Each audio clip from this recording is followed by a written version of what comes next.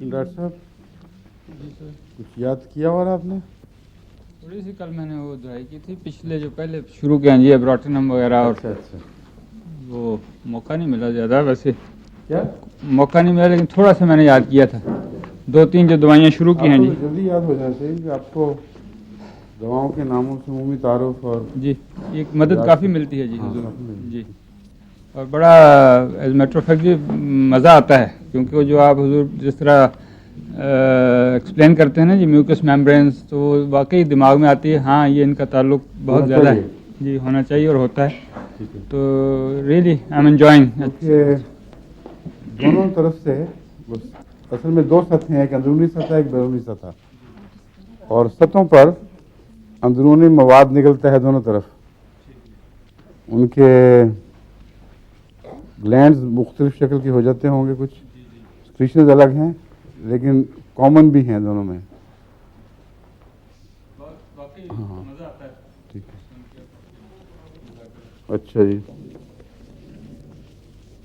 जज़ाकल्लाह आपका कि आपने समझना शुरू कर दिया बिल आखिर। ये ठीक है। क्या आखिरी बात किस पर हो रही थी? किस पहले जो पिछले हफ्ते पढ़ा रहे थे ना, हम्म, तो कल आपने फिर वो मुवाजना मुख्तलिफ दवाइयों का बीच में किया था, लेकिन जो एक ही पट्टी है उसमें अमोनियम कार्ब ब्लास्ट पढ़ा वहां तक पहुंचे हैं? जी। ठीक है।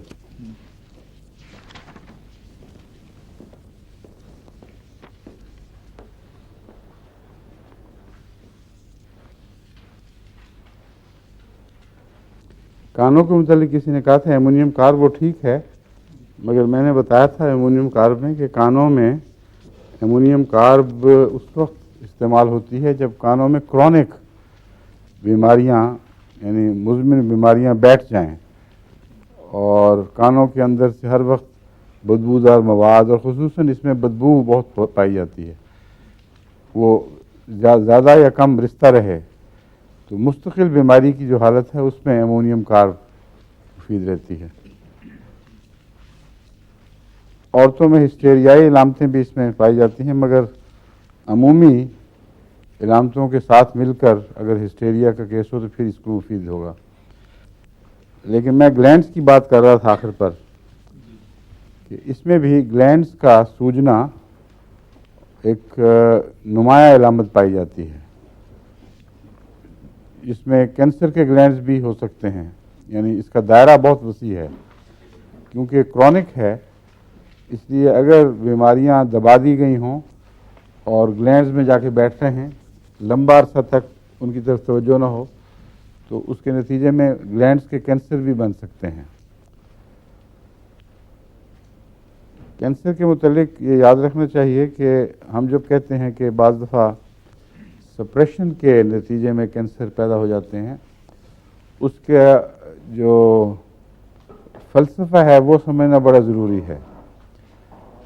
आप ये देखेंगे कि जब भी दवाओं को बराह रास्त बीमारियों को दबाने में इस्तेमाल किया जाए, जिल्द पर मरहम लगाई जाए या और एक्जिमे की दवाई दी जाए और नाक की झिल्लियों को ठीक करने के लिए कोई ताकतवर खुश्क करने वाली दवाई दे दी जाए, तो अमूमन बीमारी वहाँ ख़त्म नहीं हो जाती, बल्कि अंदर किसी और जगह ज़ाहिर होती है।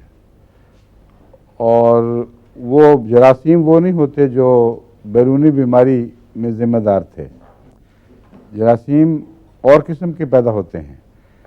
जो चीज़ मुंतकिल होती है वो बीमारी नहीं, बल्कि वो कमज़ोरी है जो इंसान को दिफा के काबिल नहीं रहने देती। बस अगर जिल्द पर ऐसी कमज़ोरियां हैं कि वही फ़िज़ा जिसमें हम सब रह रहे हैं एक बच्चे के पर बहुत बदअसर दिखा रही है और उसकी जिल्द पर ख़ास मौसम में उसी फ़िज़ा में कई किस्म की जल्दी बीमारियां ज़ाहिर हो रही हैं, तो इसमें जरासीम का कसूर नहीं है बल्कि दिफा का कसूर है। अब वो कमज़ोरी जिस वजह से भी पैदा हुई है उसके बहुत से मुहर्रिकात और मुजिबात हो सकते हैं, हमें उनकी तफसील का इल्म है ना। आजकल के मॉडर्न तरीक़ों से हकीकत में अंदरूनी कमज़ोरी को पिन पॉइंट किए जा सके, निशानदेही की जा सकती है। बाज़ केसेस में बाज़ हद तक हो जाती है, उससे आगे नहीं बढ़ती। तो होम्योपैथिक में भी इसकी कोशिश नहीं की गई कि क्यों ऐसा हुआ, लेकिन ये बात कतई है कि बाज़ किस्म की कमज़ोरियाँ जिल्द पर असरअंदाज होती हैं और जिल्दी दिफा कमज़ोर हो जाते हैं, उस पर जिल्द से ताल्लुक़ रखने वाली बीमारियां हमला करती हैं। अगर जिल्द को आप सेहत दे दें तो वो जो कमज़ोरी है वो अंदर की तरफ मुंतकिल होती है और आम तौर पर लंग्स में या ग्लैंड्स में या इंटरनल म्यूकस मेम्ब्रेन्स पर हमला करती है। और वहाँ जब वो कमज़ोरी असर दिखाती है तो कई और किस्म के जरासीम जिनका उनसे ताल्लुक़ है वो पकड़ लेते हैं। जब यहाँ बीमारी सप्रेस की जाए मसलन एंटीबायोटिक्स के ज़रिए, तो जिगर ज़रूर माऊफ होता है और ज़रूर से मुराद 100% नहीं मगर अक्सर सूरतों में नॉन डिस्क्रिप्ट बीमारियां पैदा हो जाती हैं जो जिगर की कमज़ोरी को ज़ाहिर कर रही हैं, जिसका मतलब यह है कि मुसलसल बीमारी का सफ़र बाहर से अंदर की तरफ है और अगर उसको ठीक किया जाए फिर ज़ोर के साथ तो बीमारी कुछ देर के बाद गायब होकर फिर कहीं और निकलती है। कैंसर में जिस चीज़ को सेकेंडरीज कहा जाता है उसका भी इसी तरह का रुख है। जहाँ से कैंसर शुरू होकर मुख्तलिफ दूसरे अज़ा में मुंतकिल होता है वो पहले से ज़्यादा ख़तरनाक होते हैं और वहाँ से उसको सप्रेस कर दें तो फिर और तरफ मुंतकिल होगा और पहले से ज़्यादा ख़तरनाक होंगे। ये बीमारियों का रुख एक ऐसा यूनिवर्सल रुख है कि जिसको हर बीमारी की किस्म पर इतलाक़ करके देखें वहाँ यही दिखाई देगा। मसलन गहरी बीमारियों में एक सिफिलिस है। आजकल समझा जाता है कि इसको हमेशा के लिए इंसान के मामलात से पाक कर दिया गया है, इसका कोई अब असर इंसान पर नहीं रहा, क्योंकि सिफिलिस की एक आम सादा सी दवाई इनको ये मिल गई कि पेनिसिलिन अगर 30 दिन तक मुसलसल दें और बाद में रुझान उससे भी ज़्यादा देने का हुआ तो सिफिलिस के मुतालिक समझा जाता था कि जड़ से उखड़ जाता है। अब सिफिलिस का अपना एक मिजाज है जो पहले बाद दूसरी दवाओं से कंट्रोल करने की कोशिश की जाती थी। जाहिर बात है कि सिफिलिस नस्ली आज़ाद से ताल्लुक़ रखने वाली चीज़ है। जब वहाँ से ठीक किया जाता था तो सिफिलिस हड्डियों में चली जाती थी और हड्डियों में नासूर कोड़ियों की तरह के आसार सिफिलिस से ज़ाहिर होते थे। हड्डियों से इसको क्योर किया जाता था तो आम हड्डियां छोड़कर नाक मुंह की हड्डियों पर हमला करती थी और जब वहाँ से इसको दबाया जाए तो ऐसे मरीज पागल हो जाते थे और सिफिलिस के पागल मशहूर हैं, इसमें कोई इख्तलाफी मसला नहीं है। तमाम एलोपैथिक डॉक्टर भी जानते हैं कि ये रुख है इसका। अब वो अंदर की तरफ जो हरकत है इसको आप रुख आसानी से पहचान सकते हैं कि अगर बाहर रहती तो कम नुकसानदेह थी और जो जो इसको दबाया जाता है ठीक नहीं हो रही, अंदर जा रही है, हालांकि जरासीम मारे गए हैं। तो सवाल यह है कि क्या जरासीम से बीमारियों का आगाज़ होता है या अंदरूनी कमज़ोरियों से बीमारियों का आगाज़ होता है? अल्लाह ताला ने ज़िंदगी को हर किस्म के दिफा की ताकत बख्शी है, इसलिए इन तमाम जरासीम में ज़िंदा रहने का इंसान को हौसला मिलता है और आम तौर पर वो बड़ी बशाशत के साथ मुकाबला करता है। लेकिन जो जो उसके मिजाज में या उसकी आदत में या उसकी ग़िज़ाओं में या उसकी दवाओं में तब्दीलियां पैदा होती रहती हैं, वो बाज़ जरासीम के मुकाबले की ताकत खोता चला जाता है।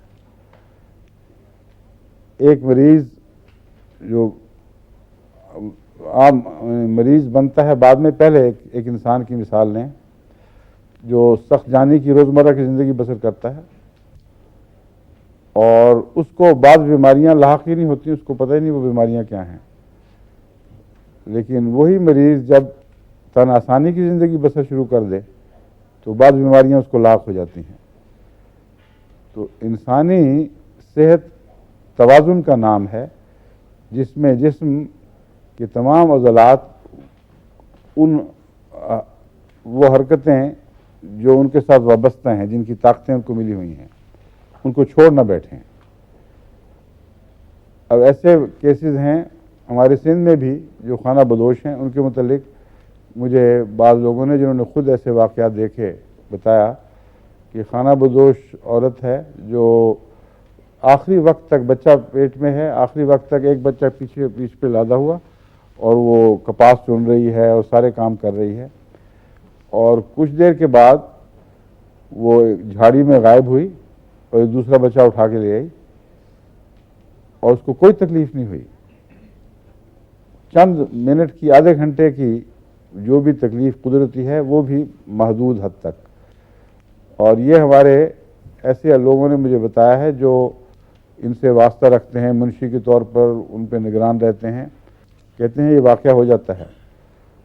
और मुझे ताज्जुब हुआ, एक दफ़ा कैंट में भी मैंने कहीं पढ़ा कि अमेरिका में भी उसके तजर्बे में यही बात आई कि बाज़ सख्त मिजाज कौमें, मसलन वो रेड इंडियंस हैं, उनमें ये चीज़ कोई अहम मसला नहीं रखती। अब बाइबल में आपने पढ़ा होगा कि अल्लाह ताला ने गुनाह की ये सज़ा दी कि औरतें दर्द से बच्चा जनेंगी, एक सज़ा ये थी। और इसको हम अपने इख्तिलाफी मसाइल में नुमाया तौर पर उठाते हैं। सवाल ये है कि दर्द से तो बच्चा जन रही है उसी तरह, और जिनको हम सेहतमंद कहते हैं वो भी कुछ दर्द से बच्चा जानती हैं, मगर मुआवजना करने से पता चलता है कि वो तकलीफ़ हद से ज़्यादा होना इंसानी गुनाहों से ताल्लुक़ रखती है। और गुनाहों से मुराद सिर्फ वो शरई गुनाह नहीं हैं, बल्कि खुदा ताला ने कानून कुदरत के साथ, जिस कानून कुदरत में हमें जिन शराइत के साथ पैदा किया है, जब उनको वायलेट करेंगे, जब कानून कुदरत को तस्लीम करने से इनकार कर देंगे, उन पर अमल नहीं करेंगे, तो ये भी एक किस्म का गुनाह है। और सोसाइटियाँ जब अपने मिजाज बदलती हैं, रोज़मर्रा के कामों से इज्तनाब करती हैं, अमीर तबके के लोग ज़्यादातर आसान हो जाते हैं, तो उनके लिए ये रोज़मर्रा की बातें बहुत बड़ी सज़ाएँ बन जाती हैं। इसलिए ये अमूमी मिजाज है इंसान का, जिसको पेश नज़र रख कर हम जरासीम पर दोबारा आके देखते हैं वो क्या असर दिखाते हैं। एक घर में हमने देखा है 2-3 सिल के मरीज़ हैं, मगर एक शख्स को कोई सिल का असर नहीं है, और वो उनके साथ उसी तरह बेतकल्लुफ़ फिरता है। हमारे घर की मिसाल है, हमारे बड़े भाईजान हज़रत मिर्ज़ा अज़ीज़ अहमद साहब मरहूम की एक शादी अपने ख़ानदान में हुई एमा में, और वहाँ सारे ख़ानदान में सिली अमराज की कुछ मुख्तलिफ़ शक्लें पाई जाती थीं। उनके 2 बेटे यके बाद दीगरे, मुबारक और मिर्ज़ा सईद अहमद साहब, ये सिल से फौत हुए। उनकी दूसरी शादी हज़रत मीर मोहम्मद इस्हाक़ साहब की साहबजादी आपा नसीरा, हम कहते थे अज़ीज़ा नसीरा बेगम साहिबा से हुई। और हज़रत मीर साहब के ख़ानदान में कोई सिल का मादा नहीं है, ना वो रुझान कहीं दिखाई दिया है। अब आप उन बच्चों की इस तरह परवरिश करती थी जैसे माँ को भी तौफीक ना मिले। उनके सांस अपने सांसों में लेना, उनके बीमारगन दूर करना दिन रात, और सब लोग डरते थे कि इनको पता नहीं अब क्या हो जाएगा। लेकिन अल्लाह ताला के फजल से लंबी उम्र पाई, सिल की बीमारी का कभी कोई असर ज़ाहिर नहीं हुआ। दिल की तकलीफ़ बाद में बढ़ गई, और दिल की तकलीफ़ और खून की रगों से ताल्लुक़ रखने वाली तकलीफ़ इस ख़ानदान में पाई जाती है। तो ख़ानदानी कमज़ोरियाँ बाज़ दफ़ा औलाद में भी कमज़ोरियों की सूरत में मुंतकिल होती हैं, और बराह रास्त हर शख्स का ज़ाती गुनाह भी ज़रूरी नहीं। बस बाइबल में जो गुनाह के आगे मुंतकिल होने का मामला है वो रूहानी गुनाह का नहीं है, बल्कि जिस्मानी गुनाह का है, और वो भी लाजिम के तौर पर नहीं, उससे भी शफा पा जाते हैं लोग, और फिर ऐसी नस्लें हैं जिनमें फिर कुछ भी असर बाकी नहीं रहता। तो जिस्मानी गुनाहबाज यानी कुरान कुदरत की खिलाफ वर्जियाँ आगे मुंतकिल होती हैं, और उनसे निजात पाने के लिए उनको समझना ज़रूरी है, उनका बुनियादी इलाज ज़रूरी है। बस सिफिलिस की मिसाल मैंने आपको दी थी कि बीमारी अंदर की तरफ जा रही, ये भी एक किस्म का कैंसर है, और जब ये बढ़ जाए और एक ऐसी जगह बीमारी हमला करे जो इंसानी ज़िंदगी का मरकज़ है, जहाँ उसने दिफा करना है, वो अगर हार जाए तो फिर इस कोई जिस्म इलाज की तरफ मुतवज्जह नहीं होता।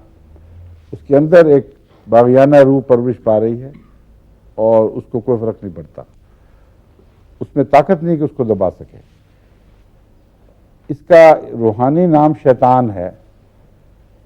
बस कैंसर को मैं हमेशा शैतान के मुशाबे समझता रहा हूँ, और जितना मैंने गौर किया है शैतानी वाली अलामतें इसमें पाई जाती हैं।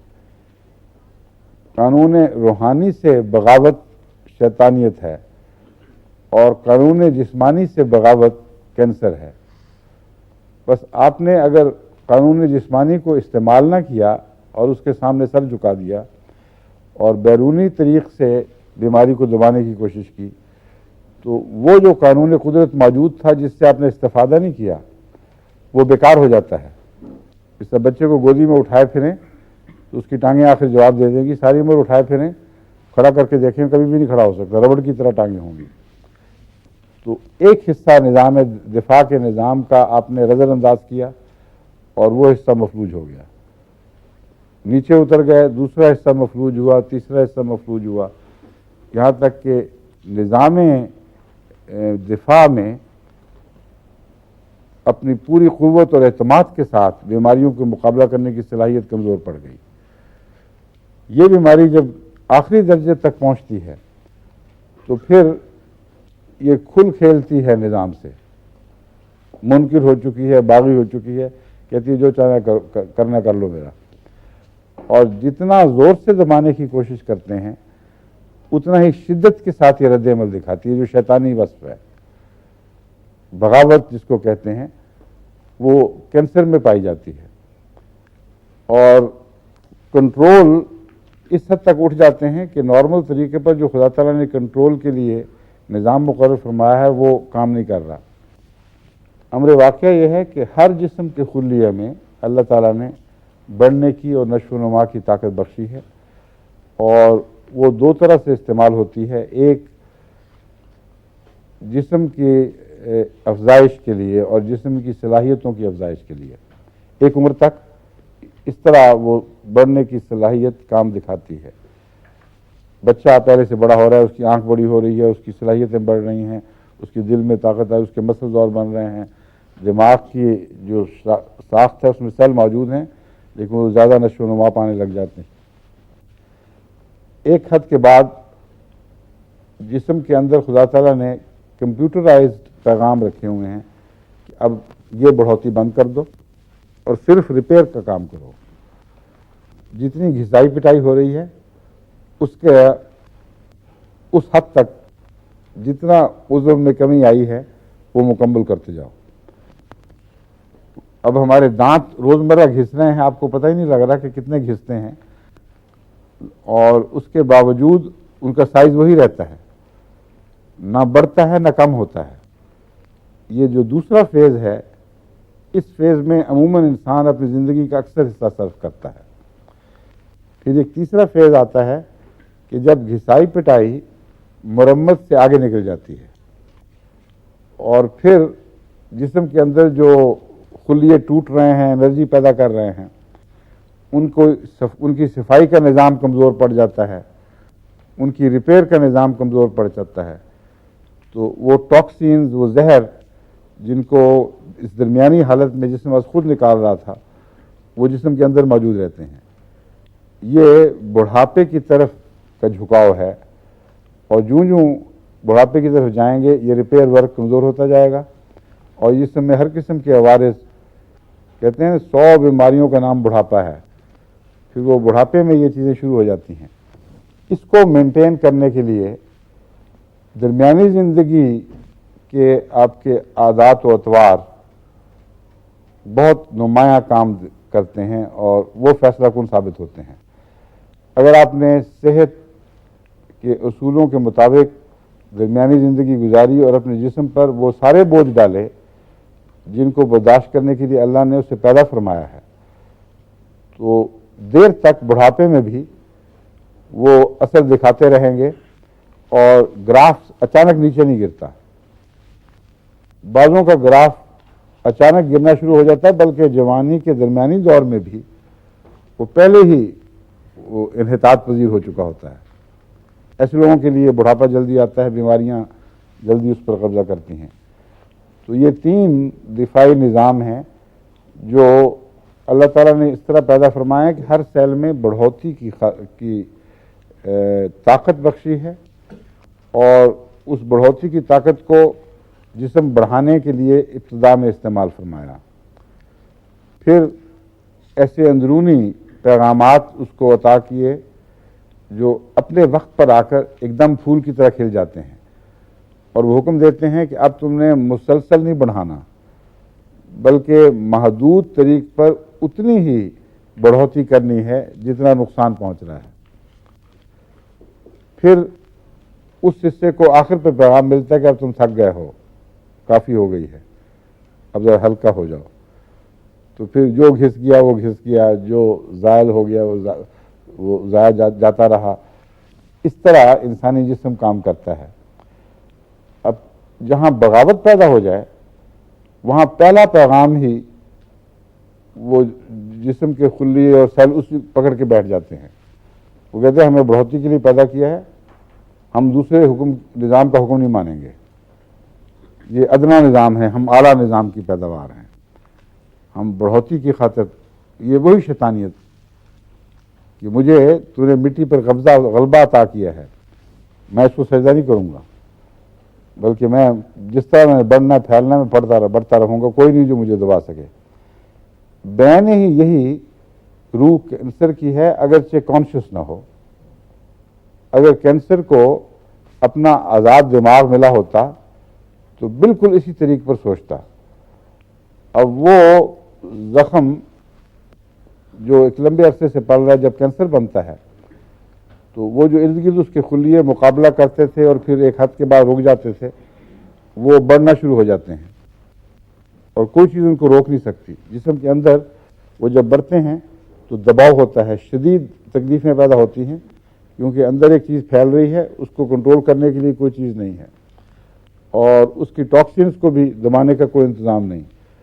यहाँ तक कि फिर वो गुठलियाँ बनकर, उभार बनकर कब्जा करते हैं। फिर जितना चाहे एंटीबायोटिक्स दें, वो पीप की सूरत में पिघलते नहीं, क्योंकि पीप की सूरत में वो गुठलियाँ तब पिघलती हैं जब जिस्म का सेहतमंद निज़ाम उन पर जवाबी हमला करता है और उनको मारता है और वो लाशें पीप की सूरत में हमें दिखाई देती हैं।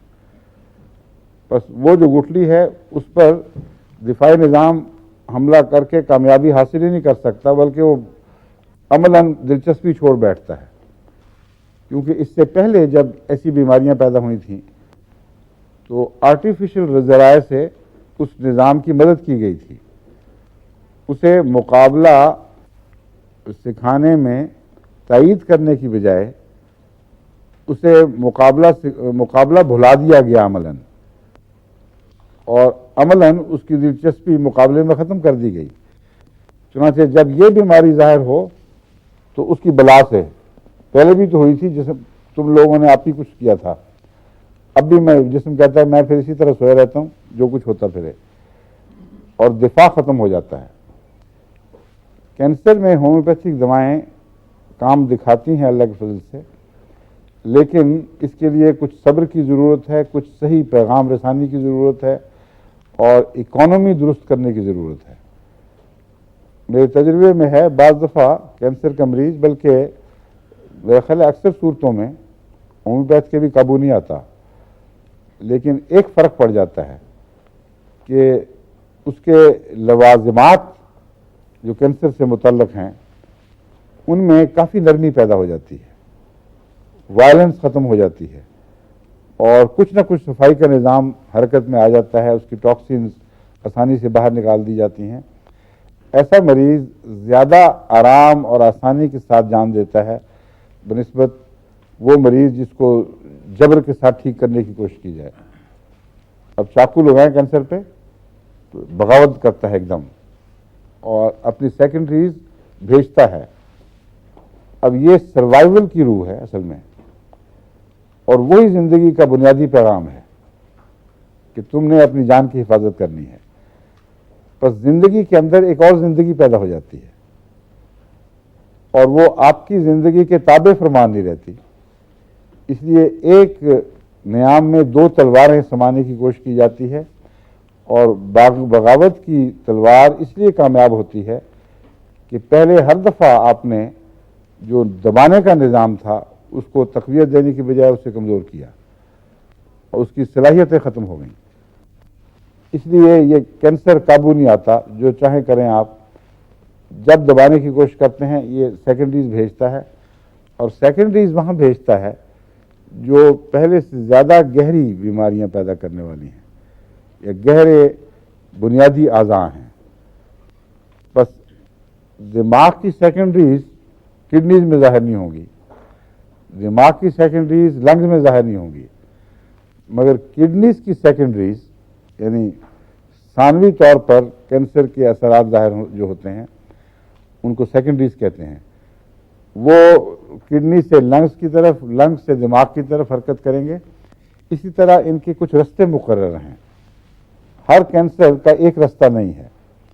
बाद कैंसर का दिमाग से कोई ताल्लुक नहीं है, वो दिमाग पे हमला ही नहीं करते और डॉक्टरों को पता होता है कि ये कैंसर जब दबाया जाएगा तो कहाँ हमला करेगा। तो ये जो कैंसर के रूट्स हैं इनको चार्ट आउट करना चाहिए और इनसे उन कैंसरों की यानी कैंसर के बुनियादी मिजाज को समझने में आपको सहूलत होगी और फ़ायदा पहुंचेगा। दूसरे ये कि हो सकता है उन आज़ा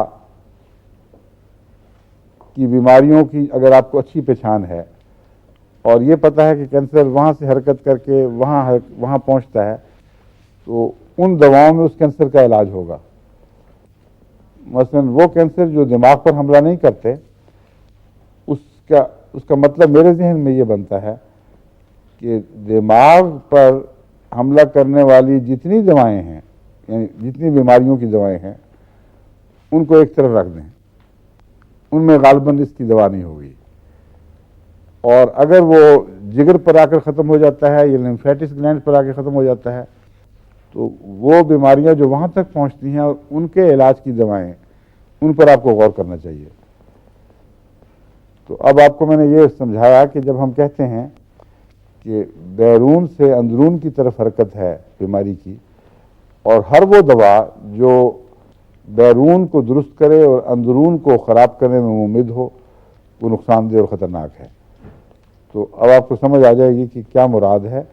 ये हरगिज़ मुराद नहीं कि कीड़े जो बाहर के थे वही अंदर पहुंच गए हैं, क्योंकि वो कीड़े बिल्कुल और किस्म के होते हैं जो हमलावर होते हैं।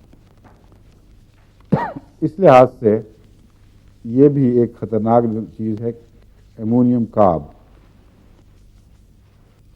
अमोनियम कार्ब में जो ग्लैंड्स फूलते हैं ये अमूमन उस वक्त फूलते हैं जबकि बीमारियां या अगर म्यूकस मेम्ब्रेन्स की बजाय ग्लैंड्स में दाखिल हो जाएं। इसकी दो शाखा है इसका। अमोनियम कार्ब उन मरीज़ों में मुफीद है जहां दो में से एक इलामत पाई जाती है, या तो म्यूकस मेम्ब्रेन ऐसा ब्रेक डाउन करें कि फिर संभाले ना समझें और सह रंग का पिघला हुआ खून, गंदा खून ये जारी हो जाए, और या फिर ग्लैंड्स पर असर हो जाए। और ग्लैंड्स पर जब असर होगा वो भी उतना ही ख़तरनाक होगा जितना म्यूकस मेम्ब्रेन पर असर है। बस ग्लैंड्स की बीमारियों में शिद्दत में और क्रोनिसिटी में यानी दायमी होने में अमोनियम कार्ब को बहुत बड़ा दखल है। अमोनियम कार्ब की एक पहचान है जो वक्त के लिहाज से भी है। लेगेसीज की तरह नींद में ये तकलीफें बढ़ती हैं और काली काब की तरह सुबह 3 से 4 बजे तक ये तकलीफें बढ़ती हैं। अब ये अजीब व गरीब बात है कि सूरज के निकलने और डूबने और उसके नतीजे में जो औकात तकसीम हुए हैं उनका बाज़ बीमारियों से गहरा ताल्लुक़ है। क्यों है हमें इसका कुछ इल्म नहीं, कोई इस पर तहकीक नहीं हुई, मगर कार्बन से ताल्लुक़ रखने वाली दवाएं जिनमें कार्बन नुमायाँ किरदार अदा करती है, रात को 3 से 4 बजे तक नुमायाँ असर दिखाती हैं और दोपहर को भी 3 से 4 बजे तक। यानी सूरज खा इस सिमत में उस मुकाम पे पहुंचा हो या परली तरफ दुनिया की दूसरी तरफ उस मुकाम पे पहुंचा हो, ये असर दोनों तरह बराबर पड़ता है। आर्सेनिक में वक्त 12 बजे के बाद तकरीबन 1 बजे का वक्त सबसे ज़्यादा तकलीफ का वक्त है और वो भी दिन और रात दोनों तरफ बराबर है। बाज़ दवाइयाँ हैं, मसलन ब्रोमियम है, ये रात से पहले 11 बजे के करीब अपना जोश दिखाती है और अगर ब्रोमियम और ब्रोमियम के मुतालिक तो आप पढ़ते हैं, लेकिन ये नहीं लिखा होगा कि ब्रोमियम पाई जाने वाली दूसरी दवाओं में ये बात है।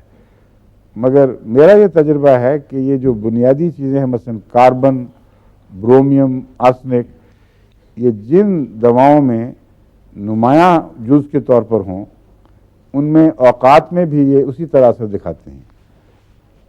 बस ब्रोमाइड्स हों या ब्रोमियम हो, इनकी तकलीफ़ें रात वक्त से पहले यानी 12 बजे से पहले 11 के लगभग असरअंदाज होती हैं और ज़रा नुमायाँ हो जाती हैं। सल्फ़र में भी 11 के साथ एक ताल्लुक़ है और वो है जिस मैदे में खला का एहसास और कमज़ोरी और खुरचन वाली भूख। बाज़ मरीज़ हैं जो सुबह उठते हैं कहते हैं हमें कोई भूख नहीं, हमें कोई ख्वाहिश नहीं है खाने की। बाद कहते हैं हम तो सिर्फ एक चाय की छोटी सी प्याली पी लेते हैं, बस दिल ही नहीं चाहता खाने को। और बाज़ों को सुबह बहुत भूख लगती है, नाश्ता उनका एक पूरा खाने के बराबर हो जाता है। कुछ बीच के लोग हैं। सल्फ़र के मरीज़ों में अमूमन सुबह के वक्त भूख गायब और 11 बजे के करीब भूख ऐसी है जो अंदरूनी खुरचन सी बनती है, जैसे नाखून से खुरच रहा है मैदे को और नीचे गिर रहा है, और ऐसा मरीज़ चाहता है मुझे जल्दी से कुछ दो, जल्दी खाना चाहता हूँ। और फिर इस मरीज़ को नॉर्मल लंच से पहले भूख लगती है, ज़रूरी नहीं 11 बजे की खुरचनी हो, आमतौर पर लंच का नॉर्मल वक्त है उससे कुछ पहले भूख लग जाती है। हालांकि रोज़मर्रा जब हम अपने औकात को मुअय्यन कर लेते हैं तो हमारे भूख प्यास के मिजाज भी उसके साथ मुताबिकत इख्तियार कर जाते हैं। इसलिए अगर हम 2 बजे खाना खाते हैं तो 2 बजे ही भूख लगनी चाहिए, लेकिन अगर आप 3 बजे भी खाना खाएं तो सल्फ़र 11 बजे ही शोर डालेगी, जिसका मतलब है इसका हमारे तकसीम शुदा औकात से कोई ताल्लुक़ नहीं है। इसका कोई सूरज की गर्दिश से, कोई ज़मीन के सूरज के साथ आपस के मामलात का ताल्लुक़ है जिसे हम पूरी तरह समझ नहीं सके। मगर जितने वक्त आप होम्योपैथ किताबों में पढ़ते हैं उनके मुतालिक याद रखें कि ये औकात अमूमन ग्रीनिच मीन टाइम को पेश नज़र रख कर इस तरह लिए गए हैं कि सूरज की हरकत के मुताबिक जितना आप अमेरिका की तरफ बढ़ते हैं ये औकात पहले आ जाते हैं, जितना मशरिक़ की तरफ जाते हैं ये औकात बाद में आते हैं, मगर आपस में तनासुब नहीं बिगड़ता। इसलिए अगर ग्रीनिच मीन टाइम के हिसाब से आप देखें और इस तरह मुख्तलिफ मुल्कों के वक्त बदले गए हों, यानी अगर यहाँ इस वक्त मसलन 12:10 हैं तो पाकिस्तान में 4:10 होंगे, तो गालिबन जहाँ तक मैंने जायज़ा लिया है, ये समर टाइम पेश नज़र नहीं होता होम्योपैथ के, क्योंकि उस ज़माने में ये समर टाइम का रिवाज नहीं था, इसलिए ग्रीनिच मीन टाइम ही को पेश नज़र रखा गया। अब पाकिस्तान में 12 बजे ग्रीनिच मीन टाइम के लिहाज से 11 बजे हैं, और वरना ग्रीनिच मीन के लिहाज से 5 घंटे का फ़र्क है ना, तो इसलिए वहाँ 12 बजे के करीब आजकल उनके 11 बजे होंगे, या उलट है शायद, देखिए मैं बताऊं आपको, वो तो बदलते नहीं, हमने बदला है, उलट बात है। आज इस वक्त जो 12 बज रहे हैं, इस वक्त हमारे यहाँ के लिहाज से 11 बजे हैं, और उनके 11 बजे ही 11 बजे होंगे, क्योंकि पाकिस्तान तब्दील नहीं करता। इसलिए यहाँ अगर सल्फर को पहचानना है तो गर्मियों में 12 बजे उसका असर ज़ाहिर होगा, आर्सेनिक को पहचानना है तो गर्मियों में 2 बजे उसका असर ज़ाहिर होगा, और सर्दियों में सल्फर का 11 बजे और आर्सेनिक का 1 बजे। तो औकात के साथ भी कुछ ताल्लुकात होते हैं दवाओं के, उनको याद रखना चाहिए। अमोनियम कार्ब के मुतालिक मैंने आपको काफ़ी बातें बता दी हैं। कार्बन का वक्त है काली कार्ब का भी और अमोनियम कार्ब का भी 3 से 4 बजे तक। एलियम सीपा पहले मैं आपको बता चुका हूँ, इसकी क्या खास इलामतें हैं? एलर्जी नाक से, ये प्याज में जो हाँ जिस किस्म की क्या क्या है होंगी, यानी करेले के साथ पकाया जाता है एलियम सीपा। सॉरी जी, प्याज की इलामतों से मुराद है कि करेले के साथ पकाया जाता है। बताएं ना क्या है? प्याज छीलने से जो हाँ जो अलामतें ज़ाहिर होती हैं, मसलन नाक से पानी बहता है और फिर आंखों में कुछ थोड़ी बहुत, लेकिन सुर्खी नहीं होती, आंखों में सुर्खी नहीं होती जी, लेकिन आंखों के लिए नरम है, लेकिन कानों में खराश, कानों में, इसका जोर कानों पे टूटता है, आंखों की बजाय। आंखों में बिल्कुल ठीक है। और इससे गला बैठ जाता है, इससे भी गले पर भी अंदरूनी तौर पर ज़्यादा तेज है, आंखों के लिए नरम है, इसलिए इससे गला ज़्यादा बैठेगा, यूफ्रेजिया से नहीं बैठेगा। यूफ्रेजिया में आंखों की सुर्खी नुमाया, आंखों को छीलने का मादा इसमें पानी में ज़्यादा होता है, इसीलिए मैंने बताया था कि रात सोने के बाद खांसी होती है और दिन को यूफ्रेजिया के मरीज़ को आराम रहता है। और एलियम सीपा को दिन और रात का कोई फ़र्क नहीं, इसकी खराश से जो खांसी होगी वो दिन को भी वैसी होगी, रात को भी ऐसी होगी। क्या वजह है डॉक्टर साहब बताएं?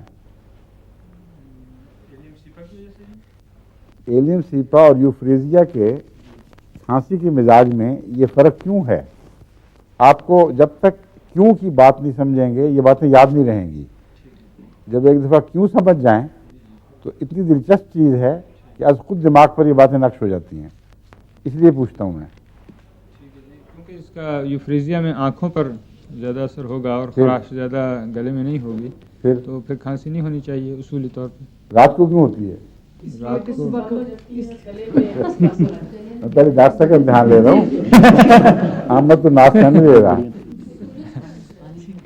जी, दोनों के मिजाज में फ़र्क ये है, जी एलियम सीपा गले में खराश पैदा करता है वैसे ही, जी। आँख में नहीं करता, जी इसलिए कतई नज़र इसके कि आँखें खुली हैं या बंद हैं, जी, ये रात को भी नजला गिरता है तो गिरता रहेगा, दिन को भी गिरता रहेगा और खराश पैदा करता रहेगा। इसलिए एलियम सीपा की खांसी में आप दिन और रात का कोई फ़र्क नहीं देखते, लेकिन यूफ्रेजिया की खांसी में दिन को इसलिए आराम आता है कि इसका जोर आंखों के रास्ते बाहर निकलता रहता है और आंखों में खराश पैदा कर सकता है, अंदर नहीं कर सकता। रात को सोने के बाद आंखों का पानी भी गले में उतरता है, क्योंकि वो शिफा तो हुई नहीं, और जब वो गले की तरफ उतरता है, लंग्स में जाता है, तो चूंकि आंखों से निकलने वाला पानी खराश वाला है, इसलिए वो पानी जब अंदर उतरता है तो रात को खांसी पैदा कर देता है। इसलिए होम्योपैथिक में आप पढ़ेंगे रात को अमूमन सोने के 2 घंटे के बाद इसका मरीज खांसी से उठता है। अब ये 2 घंटे क्यों लोग सोचते नहीं, अगर गौर करें तो पता लगेगा कि उसको कुछ देर खराश को चाहिए ना, वक्त लेने, खराश पैदा करने के लिए, असर दिखाने के लिए वक्त चाहिए।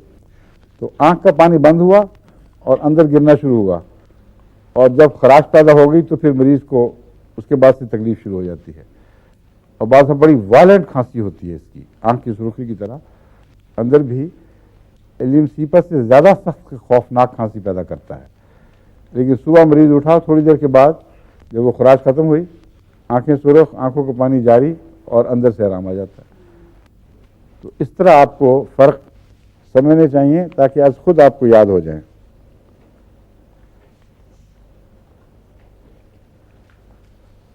लेकेसिस की तरह बाएं से दाएं, ये भी एक इलामत है जो आपको पेश नज़र रखनी चाहिए। प्याज में भी ये बात लेकेसिस की तरह पाई जाती है कि बाएं से दाएं हरकत करता है मर्ज। इसका जो जहर है वो अमूमन दाईं तरफ को ज़्यादा पसंद करता है, और बाईं तरफ को, बाईं से आगाज़ करता है, और जब जिस्म उसका दिफा शुरू कर देता है और बाईं तरफ को ठीक करता है, तब ये दूसरी तरफ बना लेता है। तो इसकी आदात में ऊपर से अंदर की तरफ हरकत नहीं है, बल्कि दाएं से बाएं तरफ हरकत है। ऐसी बहुत सी बीमारियां आपको मिलती हैं बाएं से दाएं। लेफ्ट लेकेसिस जब कहा तो बाएं से दाएं, अगर मैं दाएं से बाएं कह रहा हूं तो गलत कह रहा हूं, बाएं से दाएं की तरफ हरकत है। हाँ, वो भी बाएं, वो एल से याद होगा, ये लेफ्ट टू राइट। बिल्कुल ठीक है, ठीक है। अब एल से आपको राइट टू लेफ्ट ना याद हो जाए, नहीं, एल से लेफ्ट होता है जी। लेकिन एक और प्रॉब्लम आने वाली है आपके लिए, अच्छा, वो बहुत बड़ी मुसीबत है। लाइकोपोडियम राइट से लेफ्ट की तरफ जाती है। तो आपके साथ वो रुमाल की गांठों वाला हाल ना हो जाए। सुना हुआ है ना क्या हाल था, हैं? एक आदमी भूल जाता था जी, तो उसको किसी ने कहा एसोसिएशन के जरिए याद किया जाता है। तो तुम यूँ करो कि जो तुम्हें काम करना है उसके लिए रुमाल में एक गांठ दे दिया करो। और ये आम हिंदुस्तान में मशवरा हुआ करता था। खैर वो गांठ दे के चला गया, उसने कहा मुझे बाजार जाके, मुझे ये तो पता है कि गांठ दी हुई है, कुछ है, लेकिन वो क्या है ये याद नहीं रहा। तो उसने उस दोस्त से शिकवा किया कि ये तो काम नहीं किया। उसने कहा उसके लिए याद करने के लिए दूसरी गांठ दो। यहां तक कि उसका सारा रुमाल गांठों का रुमाल बन गया, जिसका गुत्थ होती है। और आखिरी गांठ पर उसको याद नहीं आता था कि मैंने क्यों ये दी थी। अब एल से आपने वाबस्ता कर दिया इसको, और आगे लाइकोपोडियम पढ़ेंगे, वहां भी लेफ्ट टू राइट है। तो उस चक्कर में ना पड़ जाना, ठीक है। सांप के अंदर अमूमन बाईं तरफ का हमला है, बाद सांपों में दाईं तरफ का है, इस तरह याद रखें।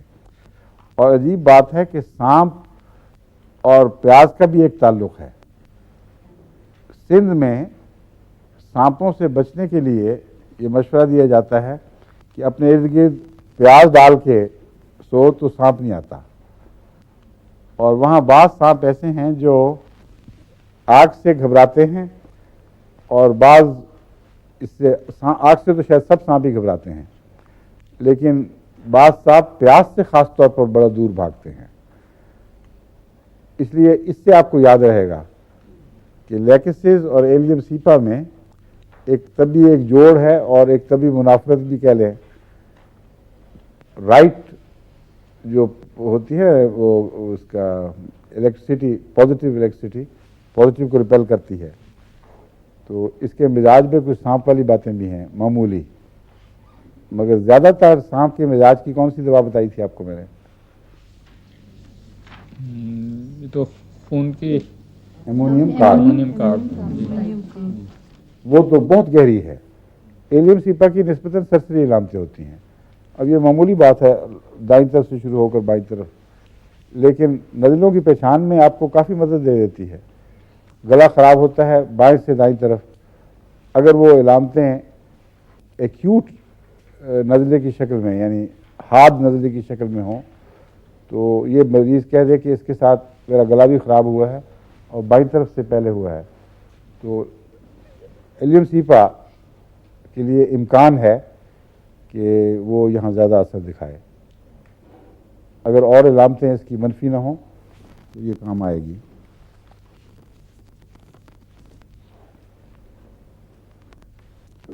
और कान की दर्द के लिए मैं आपको बता ही चुका हूँ, याद रहेगा ना आपको। कान की दर्द में कौन कौन सी दवाएं काम आती हैं ज़्यादा, आप बताएं। अमतुरसीर बताएं। जिनका मिजाज नरम और खूबसूरत औरतों ठीक के है। लिए, हाँ, और जिनका मिजाज तेज हो उसके लिए कैमोमिला, ठीक है।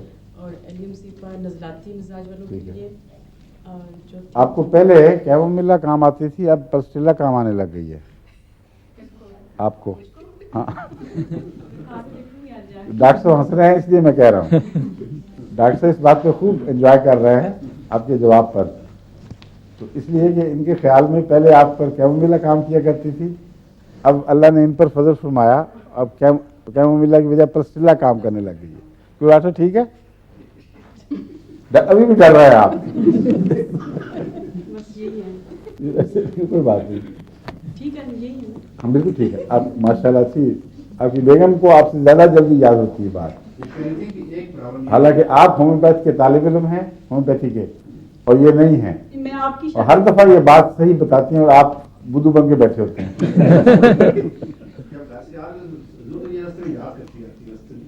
आपको क्या तकलीफ है? घर से आती दफ़ा आपको क्यों नहीं याद होता?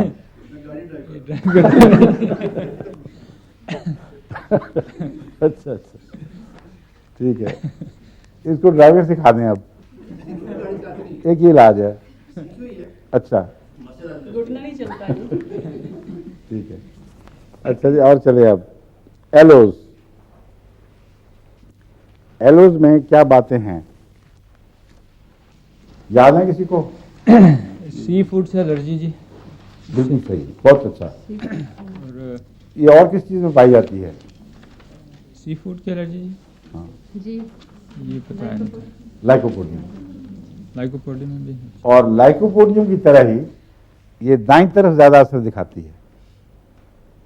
यानी मिजाजों में जो मुशाबियतें हैं, इनके अंदर कुछ गहरी ऐसी बातें हैं जिन तक अभी तक इंसान के दिमाग को रसाई नहीं हुई। यानी जो इसका मिजाज लाइकोपोडियम से मिलता है सी फूड के मामले में, वही मिजाज पेट की इलामतों में इसका लाइकोपोडियम से मिलता है। और इसमें हवा और अफारा दाईं तरफ होगा, और लाइकोपोडियम में भी नीचे भी होता है मगर दाईं तरफ भी नुमाया होता है। और दाईं तरफ इलामतों का जोर, ये एक नुमाया बात इसमें एलो में दिखाई जाती है। और जिगर की खराबी भी लाइकोपोडियम से मिलती है।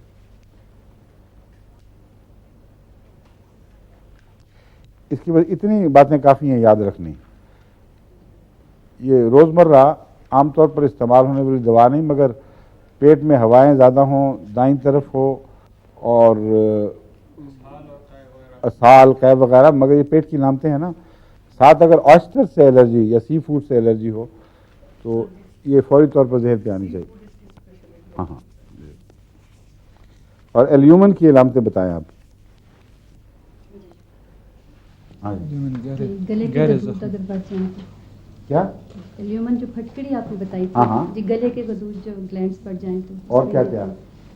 और इसकी अलामतें भी मैंने बताया था कि सांप से जहर से काफ़ी मुशाबे जी, हैं। फाड़ देती है खून को। आप बताएं इमाम साहब की बेगम साहबा।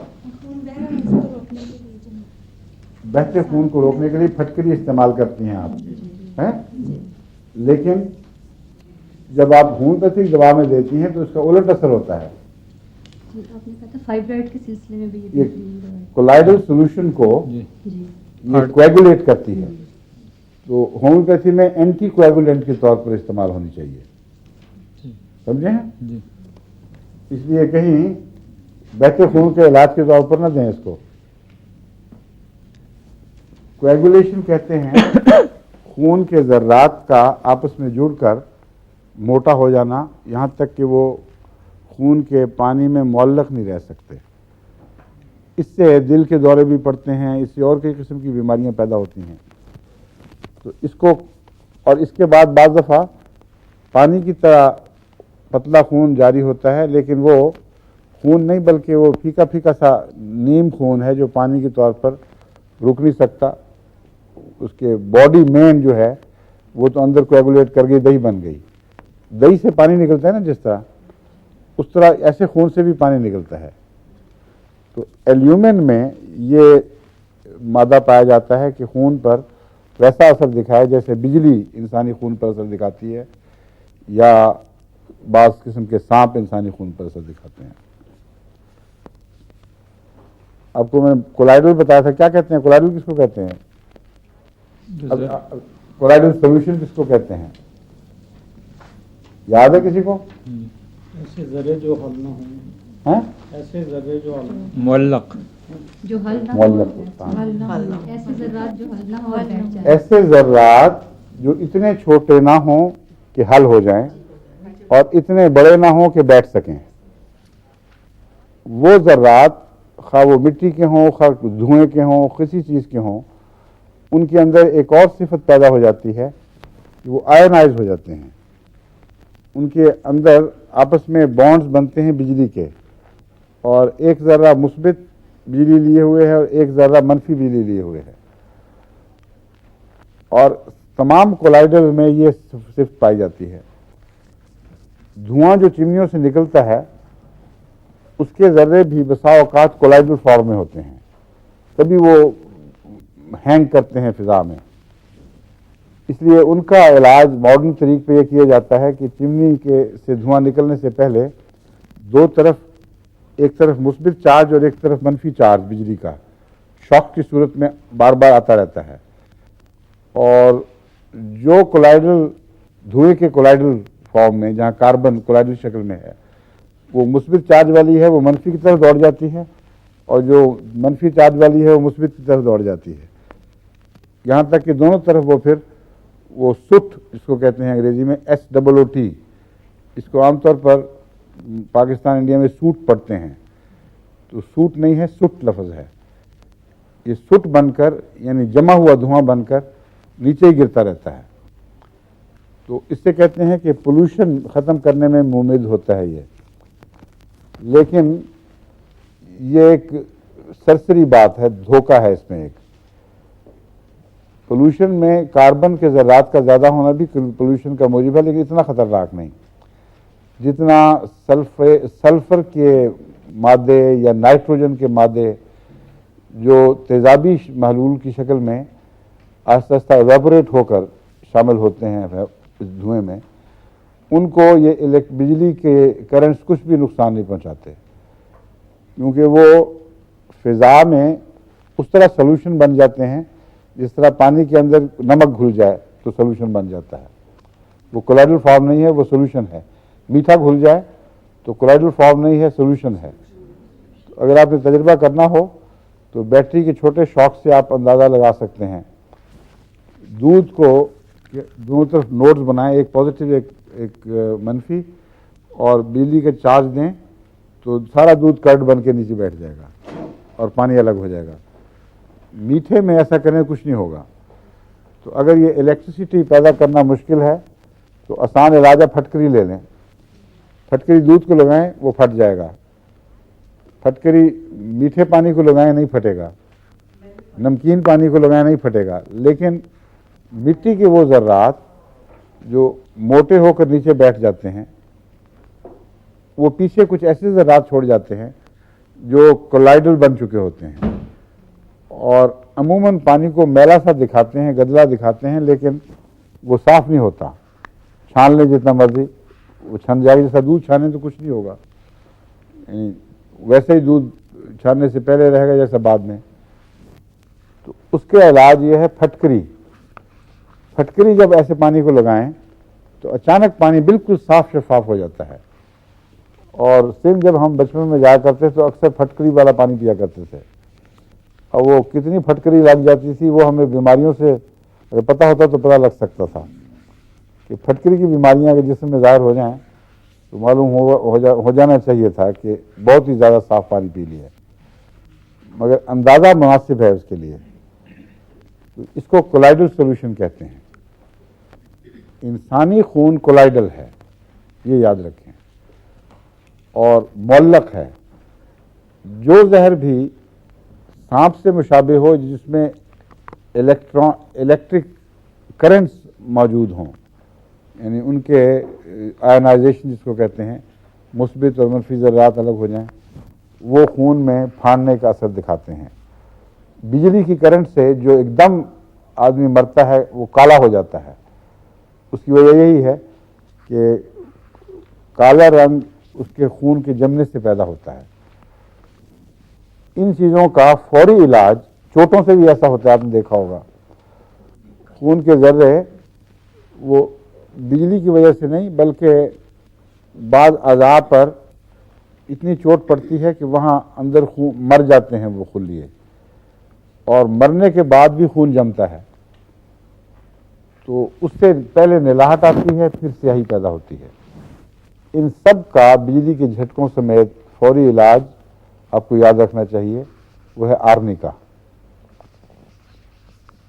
आर्निका भी एक ही पट्टी का है, इस पर हम आएंगे आगे जाकर, लेकिन बीच बीच में मैं ये आपको सारे नाम कुछ कुछ बता रहा हूँ ताकि आपको रफ्ता रफ्ता इन नामों से शनासाई हो जाए और एक ही पट्टी का एक लफ्ज़ लेकर उसको बार बार बयान न किया जाए, बल्कि कभी उसको यहाँ बयान कर दिया, कभी वहाँ बयान कर दिया, कुछ पहले कुछ बाद में। वहाँ तक जब पहुँचेंगे तो आर्निका से काफ़ी दोस्ती हो चुकी होगी, पहचान लेंगे कि हाँ ये आर्निका है। आर्निका एक ऐसी ज़रूरी दवा है जो हमेशा सफ़र में साथ रहनी चाहिए और घर में भी मुख्तलिफ वक्तों में आपके पास हादसात के इलाज के तौर पर मौजूद रहनी चाहिए। आर्निका चोटों की बेहतरीन दवा है। ऐसे मरीज़ मैंने रब्बा में देखे, तफसीली वाक़या पहले कहीं बयान कर चुका हूँ, मैं मुख्तसर इतना बताता हूँ कि सर से पाँव तक उस पर लाठियों की ज़रबों से शायद ही कोई जगह हो जहाँ वो निशान ना हो, और सारा जिस्म काला हो रहा था। और ऐसी हालत थी कि उसका भाई जो पहुंचा मेरे पास रात को 2 बजे, उसने कहा कि हादसा हो गया, खुदा ने गलती से वाक़या हुआ है, तो इसको हमें डर लगता है कि यह मर जाएगा। तो उसको मैंने आर्निका देकर भिजवाया कि बार बार इसको दो। दूसरे दिन शाम को इत्तला न मिली तो मैं घबरा गया, मैंने पैगाम भेजा कि बताएं। मैंने कहा वो तो अच्छा भला दौड़ा फिरता है शहर में, उसका जो स्याही का रंग था वही बदलना शुरू हो गया, चूँकि फ़ौरन दवाई मिली ना। अगर एक दफ़ा क्लॉट बन चुके हों तो फिर वो रफ्ता रफ्ता घुलते हैं, लेकिन अगर बनने के अमल को आपने रोक दिया हो वक्त पे दवाई देने से, तो फिर वो काले होते ही नहीं। तो वो निलाहट से ही उसका रंग वापस होना शुरू हो गया और शाम तक वो बिल्कुल ठीक ठाक था। ये गालिबन हमारे ज़राती मास्टर साहब जो आते हैं ना यहाँ, उनका चौधरी अलावर साहब, उनका बेटा या उनका पोता था।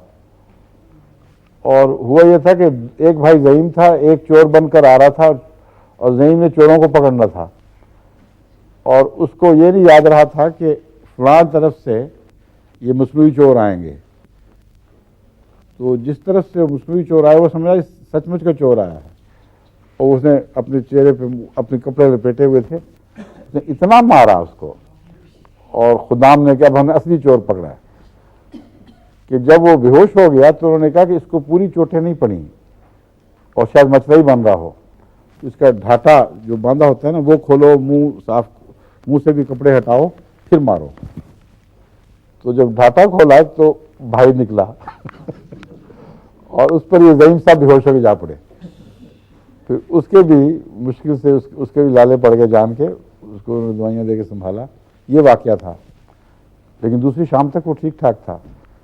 तो चोटों के लिए आप अपने पास इसको हमेशा रखा करें, और शुरू में अगर एक्ोनाइट मिला कर दें तो बहुत अच्छा असर दिखाती है।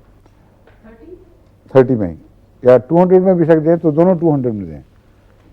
और उसके अलावा अगर किसी चोट से या किसी हादसे के नतीजे में सुर्खी पाई जाती है नुमायां और अभी निलाहट में तब्दील नहीं हुई, तो आर्निका के साथ बेलाडोना ज़्यादा मुफीद है, क्योंकि वो जो सुर्खी है वो माउफ हिस्से की सुर्खी नहीं बल्कि माउफ हिस्से की तरफ खून का रश, उसका रुझान है। जो वो गैर मामूली सुर्खी पैदा कर रहा है। एक जगह चोट लगी है, थोड़ी देर के बाद वहाँ उभार पैदा हो जाएगा। वो जो उभार है वो चोट वाले हिस्से पर को छुपा लेता है।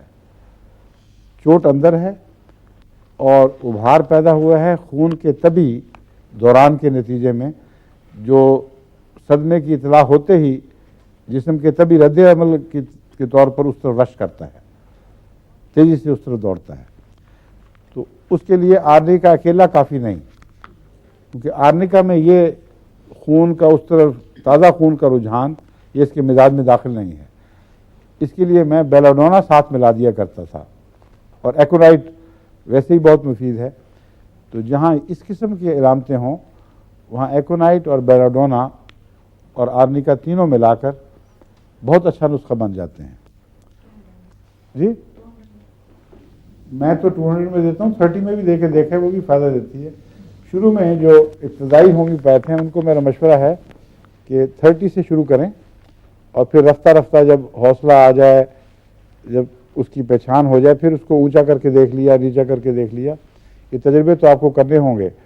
जहाँ किसी तजर्बे में कोई अच्छी बात मालूम हो मुझे लिख के भेजें कि हमने ये दवा इतनी ताकत में इस्तेमाल की थी, कोई फ़ायदा नहीं दे रही थी, फिर 200 या 1000 ये इतने में दी तो फ़ायदा हुआ, उससे बाकियों को भी फ़ायदा हो जाएगा।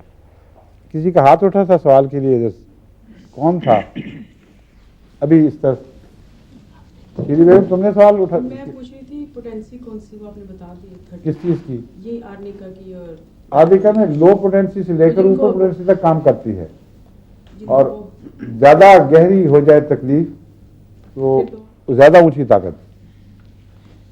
एक मुझे याद है, हमारे एक एमडी ऑफिसर थे जो एक्सरसाइज के दिनों में हिमालय में पहाड़ की चोटी से गिरे, बर्फानी मौसम था, और नीचे भी काफ़ी बड़ी फॉल थी, कोई 75 फुट नीचे जाके गिरे हैं, और डॉक्टरों ने अमलन उनको लाइलाज करार दे दिया था। तो उनके रिश्तेदार अजीज़ मेरे पास आए, उनको मैंने आर्निका और नेट्रम सल्फ 1000 में दिया था इकट्ठा, और वो पहली दफ़ा मुझे याद है। मैं आमतौर पर 1000 हफ्ते 10 दिन के वक्फे से देता हूँ, मगर वहाँ इमरजेंसी थी तो मैंने कहा इनको रोज़ाना दें या पहले दिन बेशक 2 दफ़ा दें। और वो केस, वो मुझे अब उनका नाम याद नहीं, मगर वो शायद सुन रहे हों अलग। हाँ मेरे मामूदात भाई। अच्छा, क्या आप खड़े होकर बताएं तो सही। क्या नाम था? मेजर मुमताज। बिल्कुल ठीक है, बिल्कुल सही है। मुझे उनका नाम भूल गया था, मगर आप उसके गवाह हैं खुद। इसी तरह हुआ था ना? हाँ, फिर वो ठीक ठाक हो गया, अल्लाह के फजल से, माशाल्लाह। डॉक्टर भी हैरान थे कि हाँ, फिर उन्होंने रिपोर्ट की। अब वो ये डॉक्टर भी हैरान होने लग गए हैं आस्ता आस्ता। डॉक्टर वजीर साहब पहले हैरान की बजाय ये शकों में मुब्तला रहते थे, अब वाकई हैरानी तक नौबत पहुंची है। तो वो हैरत अंगेज वाक़या था, डॉक्टरों के लिए अजीब बात थी। बेहतरीन CMH के डॉक्टर सारे लगे हुए, उन्होंने कहा इसका कोई इलाज अब मुमकिन नहीं है, और अल्लाह के फजल से वो दिया तो ठीक ठाक। और एक और इसी किस्म का डॉक्टर, मुझे ना डॉक्टर नहीं, मिलिट्री ऑफिसर, कुछ अर्सा पहले मुझे मिलने आया। मैंने तो उसको नहीं पहचाना था, लेकिन वो चल कर अंदर आया, अस्सलाम वालेकुम। मैंने कहा मैं मुझे पहचान, मैंने कहा मैं नहीं पहचाना। कहते हैं मैं वो हूँ जिसकी रीढ़ की हड्डी टूट गई थी और जोड़ तो बन गया था, लेकिन डॉक्टरों ने कहा था कि सारी उम्र अब तुम चल नहीं सकते और कुर्सी पर, व्हील चेयर पर ही ज़िंदगी गुजारा करोगे। आपने मुझे यह नुस्खा दिया था, और मैंने बावजूद इसके कि शुरू में मुझे फ़ायदा दिखाई नहीं देता था, मैंने फ़ैसला किया मैं मुस्तकिल खाता ही रहूँगा। तकरीबन 1 साल या 1.5 साल मुसलसल खाने के बाद उसको खड़े होने की ताकत पैदा हो गई, चलने की ताकत पैदा हुई, और वो चल कर आकर बाकायदा मुसाफा किया। वो नुस्खा अच्छा हुआ मुझे इन्होंने बता दिया, मैं भूल गया था, क्योंकि उस वक्त जो इमरजेंसी में दिमाग पर प्रेशर था और ताज़ा याददाश्त थी दवाओं की, उस पर मैंने वो ईजाद किया था नुस्खा एक, और अब उसको हम चोटों में, ख़ास तौर पर हड्डियों की चोटों में इस्तेमाल करते हैं तो गैर मामूली असर दिखाता है, और उसमें आसाब की दवाइयाँ भी शामिल हैं। वो नुस्खा याद है सलीम तुम्हें? क्या है? आर्निका, हाँ हाँ, क्या सिम्फाइटम रूटा और किलकेरिया फास। ठीक है, 4 हैं। क्यों इनको मैंने लिया है ये अभी नहीं बताऊंगा, जब वक्त आएगा असल बीमारियों का हाल फिर मैं आपको बताऊंगा। इसमें आर्निका 30 में, रूटा 30 में, हाइपेरिकम भी है इसमें, है ना? हाँ, तुमने लिया था नाम हाइपेरिकम का? हाँ, नहीं ना लिया। हाइपेरिकम जरूरी है। और कैलकेरिया फॉस, रूटा, हाइपेरिकम, कैलकेरिया फॉस और सिम्फाइटम और आर्निका ऑफ कोर्स। तो 4 दूसरी दवाएं और 1 आर्निका, 5 दवाओं का ये नुस्खा है। हाइपेरिकम का रीढ़ की हड्डी से बहुत गहरा ताल्लुक है और असाब से ताल्लुक है। हाइपेरिकम में एक खास बात ये पाई जाती है। क्यों जी, वक्त हो गया? अच्छा, माफ करना, एक बात बता के खत्म। हाइपेरिकम में जो दुमची है, जिसको अब दुमची कहते हैं, किसी ज़माने में इंसान की दुम हुआ करती थी जब वो इंसान नहीं था, तो वो जो आखिरी हड्डी जिसके साथ दुम लगी होती है वो रीढ़ की बाकी हड्डियों से कुछ लंबूतरी सी, थोड़ी सी दुम की शक्ल की है। अगर कोई इस तरह बैठे बैठे गिर जाए कि ऐन दुमची पर जोर पड़ जाए तो उसकी दर्दें आमतौर पर हमेशा रहती हैं फिर, और वो असाब के ऐसे बारीक हिस्से जख्मी होते हैं कि उसका इलाज नहीं। लेकिन हाइपेरिकम उसका इलाज है खुदा के फजल से। ऐसे मरीज जिनकी दुमची जख्मी हो जाए उनको हाइपेरिकम दें तो इल्ला माशाअल्लाह उसको फ़ायदा पहुंच जाता है। इसलिए रीढ़ की हड्डी के साथ मैंने मिलती जुलती कुछ दवाएं इकट्ठी की। एक सिम्फाइटम है, रूटा और कैलकेरिया फास, इसलिए कि जितने फ्रैक्चर्स होते हैं उनमें कैलकेरिया फास और रूटा मिलाकर दी जाए और सिम्फाइटम भी वैसे ही असर दिखाती है, तो जो हड्डियों के बढ़ने की रफ्तार है वो तकरीबन दुगनी हो जाती है। अगर डॉक्टरों के नज़दीक 6 हफ्ते में एक मरीज शफा पाएगा तो 3 हफ्ते में करीबन 6 हफ्ते का काम हो जाता है। और बूढ़े लोगों की चोटों में बेहद ज़रूरी है, क्योंकि वहाँ बाज़ दफ़ा होता ही कुछ नहीं, नॉर्मल जो रिएक्शन होना चाहिए, हड्डियाँ बूढ़ी हैं वो जवाब नहीं, वो रद्द अमल नहीं दिखाती पूरा। तो उनको अगर सिम्फाइटम, रूटा और कैलकेरिया फॉस, ये 3 दवाएं मिलाकर दी जाएं तो उनका हड्डियों की शफा की रफ्तार काफ़ी तेज़ हो जाती है और जहाँ ना हो वहाँ पैदा हो जाती है। तो ये नुस्खा है आर्निका के साथ मिलता जुलता। आइंदा याद रखें, आर्निका को ज़रूर रखें पास सफ़र में, और इन दवाओं को भी रखें क्योंकि इनका हड्डी की चोटों से ताल्लुक़ है। आर्निका हड्डी की चोट से कोई ताल्लुक़ नहीं रखता। मुझे तो ऐसी शिफा आई थी, जो आपने बताया 2 साल में आर्निका खाती। क्या हुआ था? मुझे चोट लग गई थी गिरने से। अच्छा, 2 साल तक खाती रही आर्निका से ही थी। अल्लाह के फजल से। मैं आर्निका समझा रहा हूँ कि आर्निका का असर उज़लात पर है, मसल्स पर, गोश्त पर, खून की रगों पर, लेकिन हड्डियों पर नहीं। जो बाकी दवाएं थीं उनका हड्डियों की सतह से बहुत गहरा ताल्लुक है। हड्डी की सतह पर बहुत ही बारीक असाब के जाल फैले हुए हैं, और जो भी हड्डी को बढ़ने या रुकने के अहकामात मिलते हैं वो उन नहायत बारीक असाबी जाल से ज़रिए मिलते हैं। इसी तरह खून की भी बारीक बारीक नालियाँ उसके इर्द गिर्द लपेटे हुए हैं। तो जहाँ तक असाब और खून का ताल्लुक है, आर्निका चोटों का इलाज है, वो असर दिखाता है। और जहाँ तक हड्डी के अंदरूनी मवाद के बढ़ने, कम होने या सेहतमंद रुझान या रुझान के अदम होने का ताल्लुक है, ये दवाएं उस पर असरअंदाज होती हैं। हाइपेरिकम, सिम्फाइटम, रूटा, कैलकेरिया फॉस। सारी 30 पोटेंसी में मैं तो अमूमन 30 में देता हूँ, पाँचों।